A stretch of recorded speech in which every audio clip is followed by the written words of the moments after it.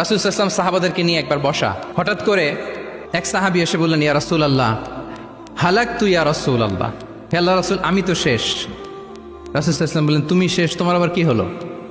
তো সাহাবী বলেন, ওয়াকাআতু আলা ইমরাআতি ফি রমাদান, আমি রমজান মাসে দিনের বেলায় আমার স্ত্রীর সাথে ফিজিক্যাল ইন্টিমেসিতে চলে গেছে, ভুল করে ফেলছে। আমরা জানি যে রমাদানে আমরা কিছু কাজ করতে পারি না।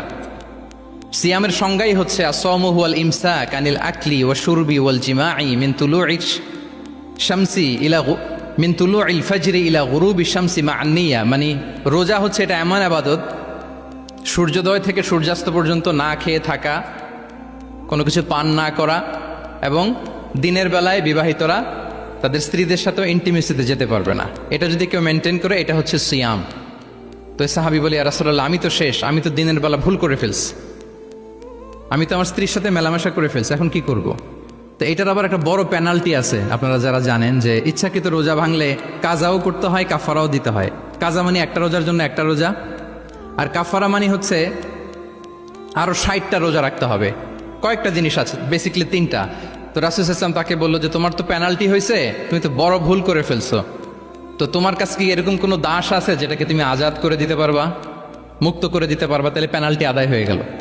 সে বলে, ইয়া রাসূলুল্লাহ না, আমার তো এত সক্ষমতা নাই, আমার কাছে তো কোনো দাস নাই।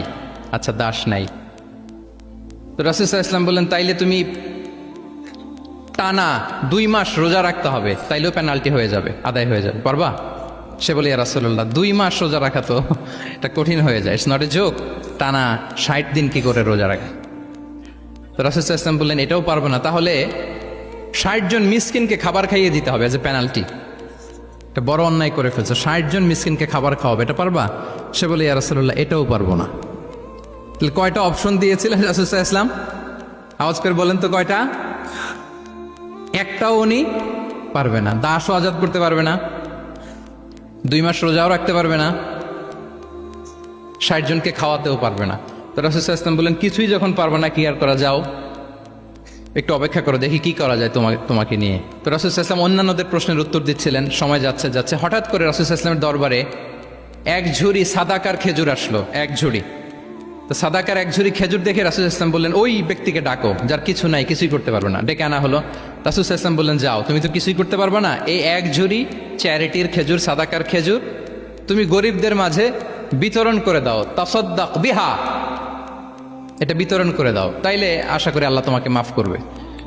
তো এই সাহাবী বলে, ইয়া রাসূলুল্লাহ আলা আফকারা মিন্না ইয়া রাসূলুল্লাহ, আমার চেয়েও গরিব কাউকে খুঁজে বের করে দান করতে হবে?